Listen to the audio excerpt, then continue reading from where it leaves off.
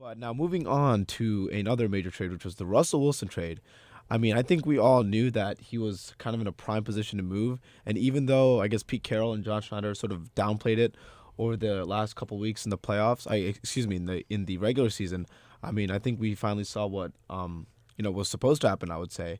And essentially to break down the trade, the Broncos got Russell Wilson in a 4th-round pick, and they had to give up two second-round picks, a 5th-round pick, Drew Lock, Shelby Harris, and Noah Fant. So the Seahawks definitely got an absolute boatload of players and picks.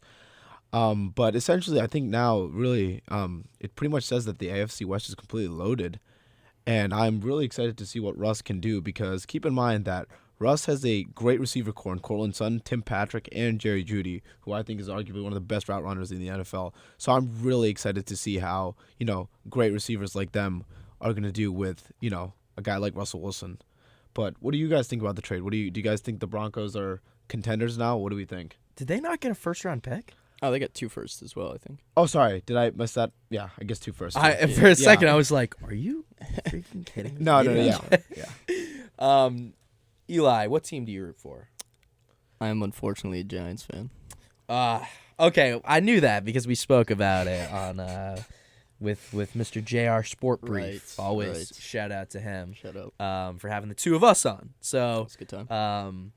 if you were, I was kind of hoping you were a Jets fan so I could lean into this. But, I mean, do we think that this is almost a bit of a domino effect from the Jamal Adams trade? Definitely.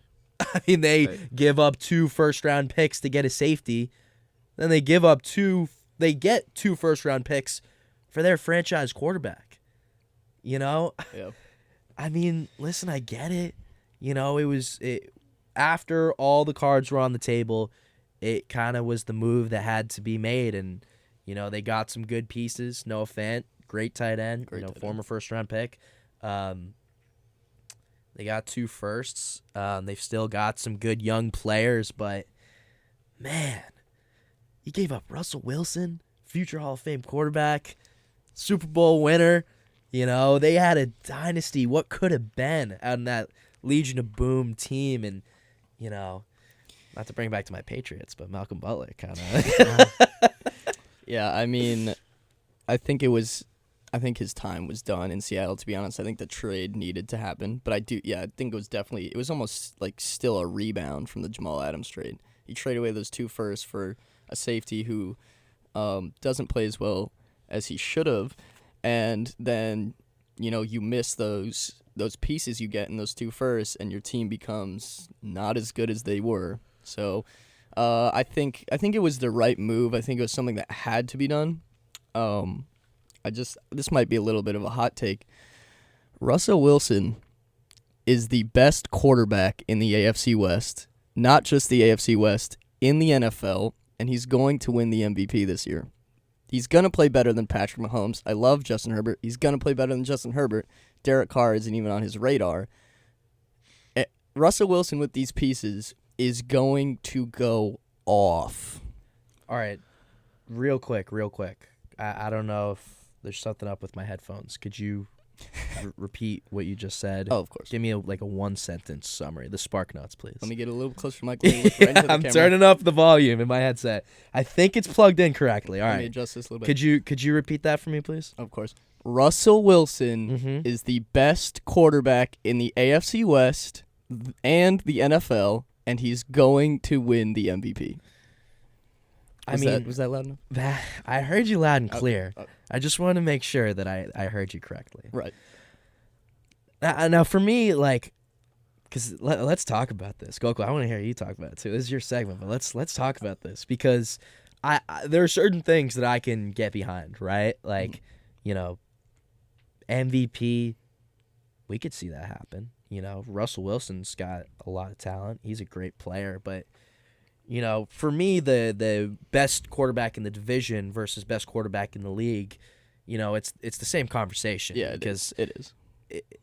It's Derek. No, I'm just kidding. It's Patrick Mahomes. It's got to be Patrick Mahomes. He's, remember the Madden cover? You got the GOAT, Tom Brady, baby GOAT, Patrick Mahomes. I mean, we gave him his flowers really early on, and there are things that you can dislike about him with, the family, the brother, whatever.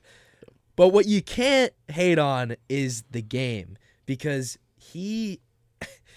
I mean, listen, I don't have all the stats in front of me. I'm not gonna, defeat you with facts and logic on why Patrick Mahomes is the best quarterback in the league, but I got to see a lot more out of Russell Wilson. Absolutely. Considering this past season. I know he was injured. I know the O-line wasn't great, but you're telling me last year he throws for the same amount of yards as Mac Jones, and he's the best quarterback in the league? No. He can play a couple games. Keep that. You're in mind. right, And you're he had a right. Finger injury, so. And You're right. Let me say this: I'm not talking about last year. Last year, of course, obviously not as good as Patrick Mahomes. This coming year, now Patrick Mahomes is more, I like talent-wise, he's more talented, I would say, than Russell Wilson. But Russell Wilson is going to have the best year out of all the quarterbacks. And look, Russell Wilson has a very unique ability to throw the deep ball ridiculously accurately.